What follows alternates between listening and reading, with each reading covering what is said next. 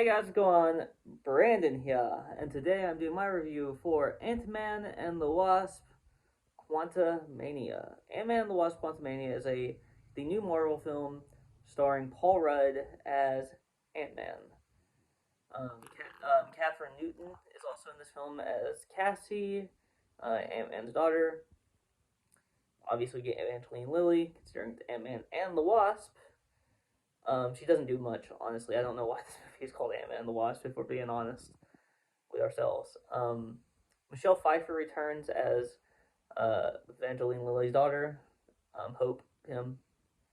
And then we get Hank Pym back, Michael Douglas, who this is not a great performance from him, and I'll get to that here in a minute. I think he is the worst performer in this movie, and that's it's sad because I really like Michael Douglas. This isn't like a negative thing towards Michael Douglas. I mean, it is for this movie, but not like overall. I think Michelle Pfeiffer might be the best. And her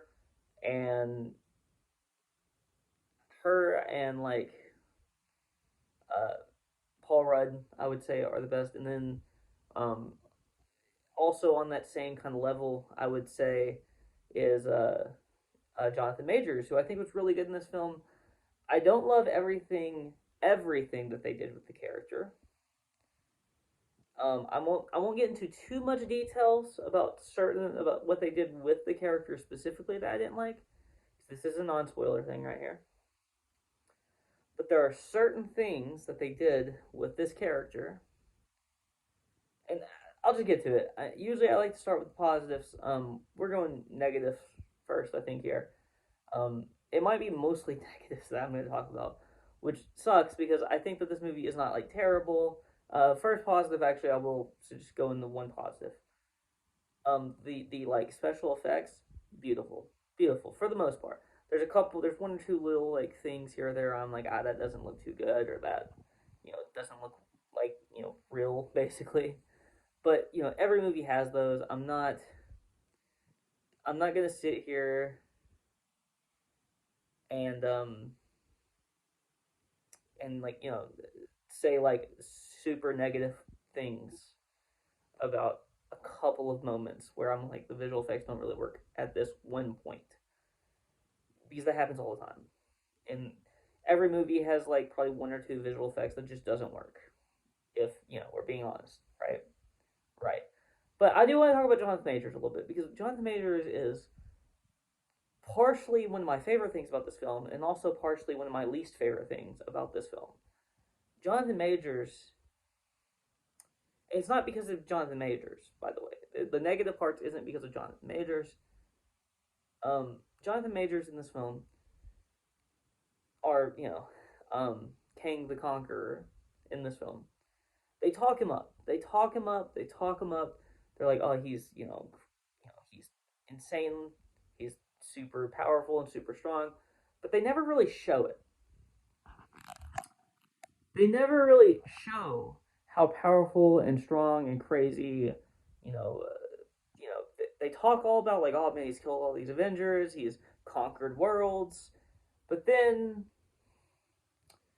when you get to the fight scenes with him, it's just like yeah, he's powerful, but like, is he Thanos? Like, I don't even know if he's Thanos level.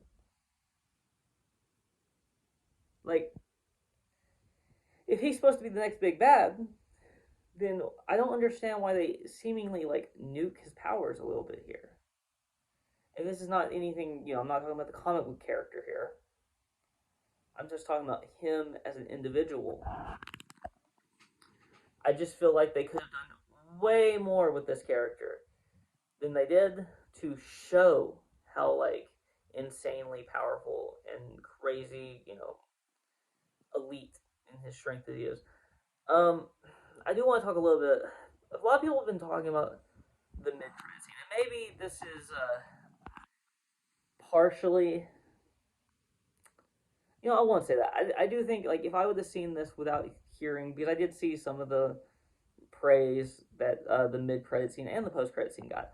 By the way, I love the post-credit scene. I love the post-credit. The mid-credit scene, though. The mid-credit scene.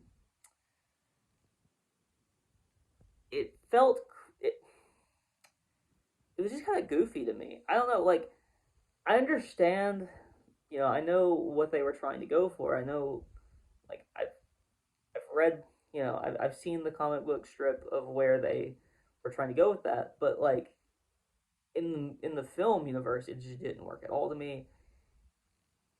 It felt like a spoof movie kind of, which doesn't really work for the Marvel Cinematic Universe. I don't know why they did this. I'll be honest, I do not know why they did this. Um, I can't see, like, of course they can fix this, like, and this is an easy fix. Make him, more like seemingly formidable when you see him the next time. But they did so much goofy shit with him at the end of this.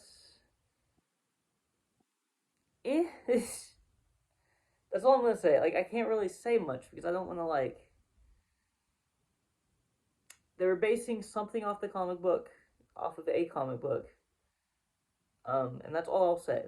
And it just kind of didn't work, at least in this iteration. I'm not saying it won't work, in future parts of the movie or whatever, future like installments, but it just didn't work here, for me personally. I like Paul Rudd, and I like Evangeline Lilly. I don't think Evangeline Lilly had enough to do here, but for the most part, I think that this is a an all right film that has a lot of really bad parts to it. And so at the end of the day, I'm giving this probably like a 6 out of 10. I don't think it's bad. It's like not a bad film. It's not. It's well made.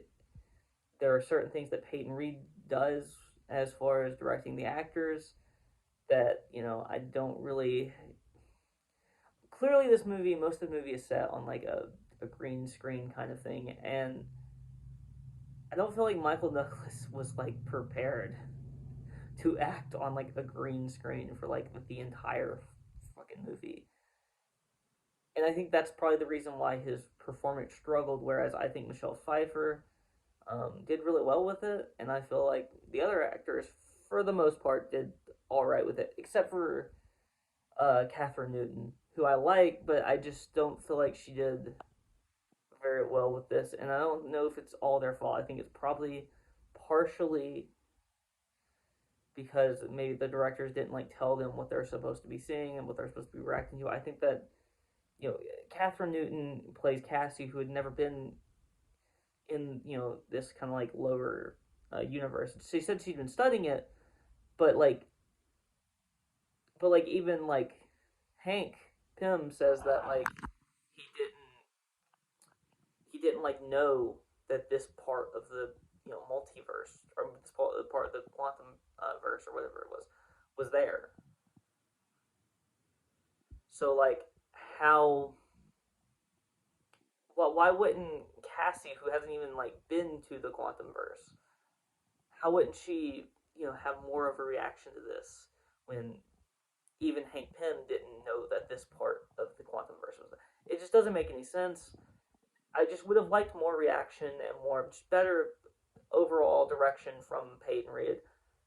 But that's all I really have to say. If you like this video, please like, comment, and subscribe. And you can follow me on Twitter in the link in the description below.